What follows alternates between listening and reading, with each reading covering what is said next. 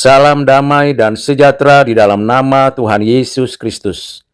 Saya melanjutkan kembali pembahasan dari buku Institute of Christian Religion karya Johannes Calvin. Buku yang kedua, bab yang ke-17, yang berjudul Christ has acquired salvation for us and how we receive its benefits. Kristus memperoleh keselamatan bagi kita dan cara kita mengambil bagian di dalamnya. Bab yang ke-17 buku yang kedua membuka dengan tegas bahwa karya penebusan Kristus, betapapun sempurna dan cukup di dalam dirinya, tidaklah otomatis menyelamatkan semua manusia tanpa pengecualian. Calvin menekankan bahwa manfaat keselamatan Kristus harus diterapkan kepada individu secara nyata. Pertanyaannya bukan apakah Kristus telah menyelesaikan karya penebusan, tetapi bagaimana manusia mengambil bagian di dalam karya itu. Calvin menegaskan bahwa iman adalah sarana utama yang Allah tetapkan agar manusia dapat menerima Kristus dan segala manfaat penebusannya. Iman bukan jasa manusia atau prestasi moral, melainkan tangan kosong yang menerima anugerah. Dengan iman manusia dipersatukan dengan Kristus, dan dari persatuan inilah seluruh berkat keselamatan mengalir. Tanpa iman, Kristus tetap berada di luar kita, dan karyanya tidak memberi manfaat pribadi. Calvin menjelaskan bahwa iman bukan sekedar persetujuan intelektual terhadap doktrin, tetapi kepercayaan yang hidup kepada Kristus sebagai juru selamat. Iman melibatkan penyerahan diri kepada belas kasih Allah dan ketergantungan total pada karya Kristus. Karena itu, iman selalu relasional dan eksistensial, bukan hanya kognitif. Iman mempersatukan manusia dengan Kristus secara nyata. Calvin menekankan bahwa iman sendiri adalah anugerah Allah yang dikerjakan oleh Roh Kudus. Manusia yang telah jatuh dalam dosa tidak memiliki kemampuan alami untuk percaya. Roh Kudus menerangi akal budi, melembutkan hati, dan membangkitkan kepercayaan kepada Kristus. Dengan demikian, keselamatan tetap sepenuhnya bersumber dari kasih karunia dari awal hingga akhir.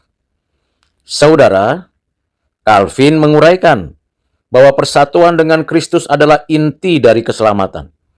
Semua manfaat penebusan, pembenaran, pengudusan, adopsi, dan hidup kekal mengalir dari persatuan ini. Kristus tidak memberikan berkat secara terpisah dari dirinya. Ia memberikan dirinya sendiri. Orang percaya tidak hanya menerima hadiah, tetapi dipersatukan dengan Sang Pemberi. Karena itu, saudara, dalam bab 17 ini dijelaskan bahwa Calvin menolak pandangan yang memisahkan Kristus dari manfaat keselamatannya. Tidak mungkin seseorang menerima pembenaran tanpa pengudusan atau pengampunan tanpa pembaruan hidup. Kristus tidak dapat dibagi-bagi. Mereka yang benar-benar dipersatukan dengan Kristus akan mengalami perubahan hidup, sekalipun pertumbuhan itu berlangsung secara bertahap dan tidak sempurna. Calvin menegaskan bahwa iman selalu disertai pertobatan.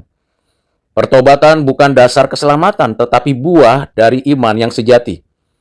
Ketika seseorang percaya kepada Kristus, ia juga dibaharui untuk membenci dosa dan mencintai kebenaran. Dengan demikian, iman yang menyelamatkan tidak pernah mandul, tetapi menghasilkan kehidupan baru yang diarahkan kepada ketaatan. Calvin membahas bahaya dua ekstrim yang harus dihindari. Di satu sisi, ada kesombongan rohani yang menganggap iman sebagai prestasi pribadi. Di sisi lain, ada keputusasaan yang muncul ketika seseorang memandang kelemahannya sendiri lebih besar daripada kasih karunia Allah. Calvin menegaskan bahwa iman sejati menuntun kepada kerendahan hati dan pengharapan, bukan pada kebanggaan atau ketakutan. Saudara yang kekasih di dalam Kristus, dalam bab 17 ini Calvin menjelaskan juga bahwa keselamatan orang percaya aman karena didasarkan pada Kristus, bukan pada kekuatan iman itu sendiri.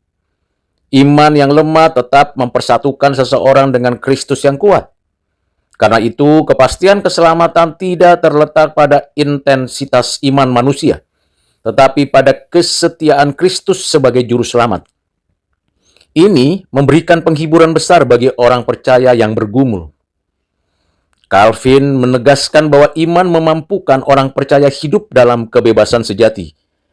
Kebebasan itu bukan kebebasan untuk berbuat dosa, melainkan kebebasan untuk berbuat dan bukan untuk berbuat dosa, melainkan kebebasan dari kutuk hukum dan ketakutan akan penghukuman.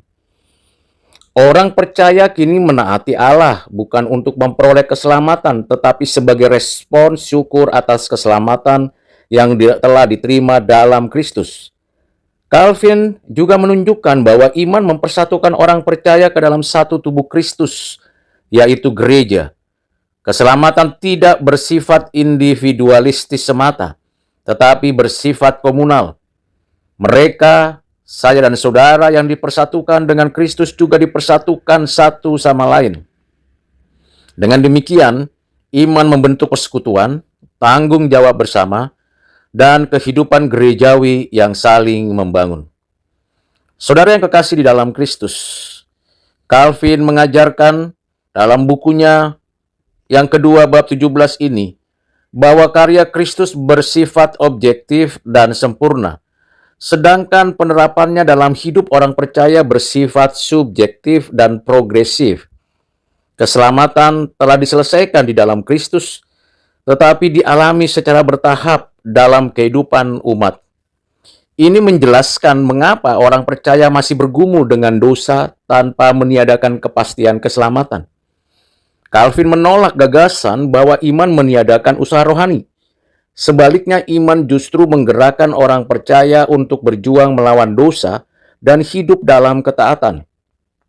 Usaha rohani bukanlah upaya memperoleh keselamatan, tetapi wujud kehidupan baru yang telah dianugerahkan.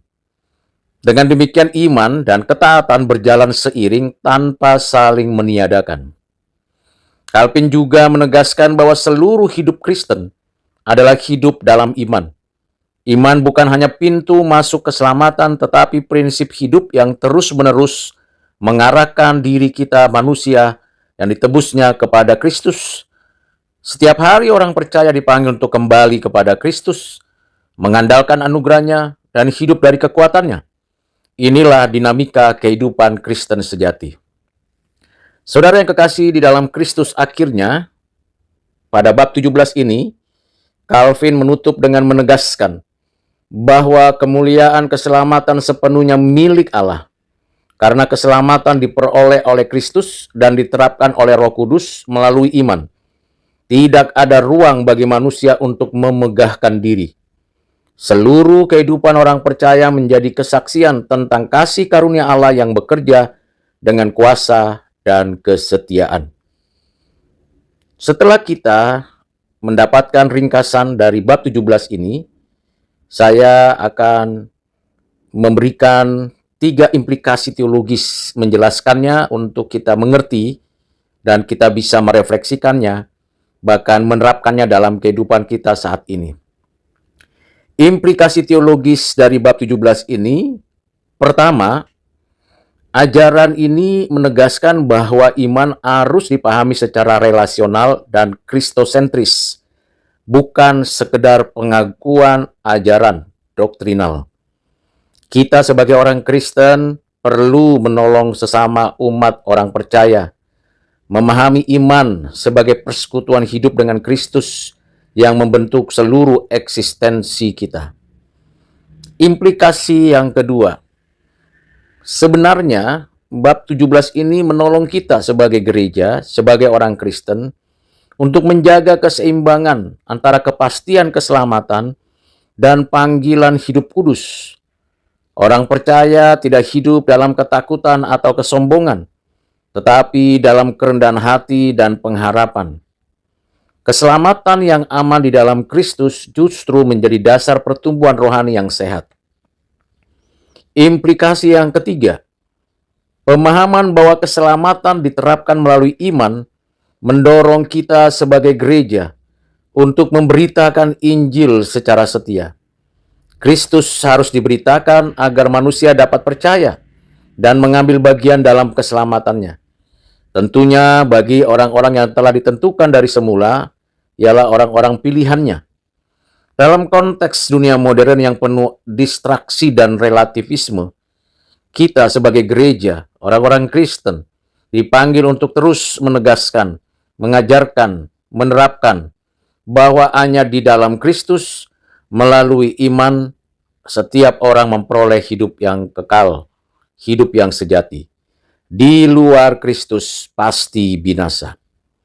Kiranya dengan pengertian yang sudah disampaikan menolong saya dan saudara makin bersyukur, sujud, berterima kasih karena anugerah Allah kita disatukan di dalam Kristus, hidup di dalam Kristus, dan menjalankan hidup melalui kehidupan Kristus oleh Roh Kudus yang bekerja di dalam kita.